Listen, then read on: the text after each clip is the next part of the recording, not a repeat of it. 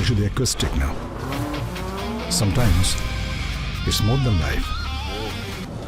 As a person আমি শাকিবকে meet করেছি আগেও, শাকিবকে আমার বেশ ভালো লাগে এবং তার সাথে মাঝে মাঝে দু একবার ফোনেও কথা হয়েছে।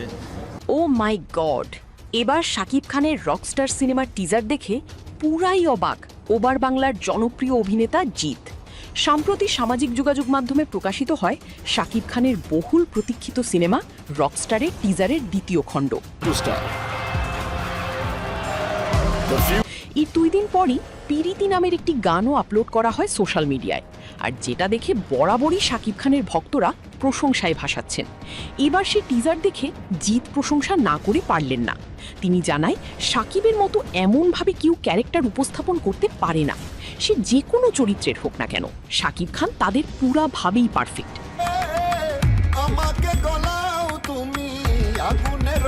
শাকিব খান এবারও ফাটিয়ে দিয়েছে, আফ্রিকার লুক, হ্যান্ডসাম, ড্যাশিং, আমাদের তো এখনই কেমন বুড়ো বুড়ো মনে হচ্ছে। অপরদিকে শাকিব খানকে দেখলে তো মনেই হয় না যে সে বুড়ো হয়ে গিয়েছে, পুরা ইয়াং এবং স্ট্রং রয়েছে, যেটা দেখে আমার এখন খুব ভালো লাগছে। অভিনন্দন শাকিব, সামনে এগিয়ে যাও।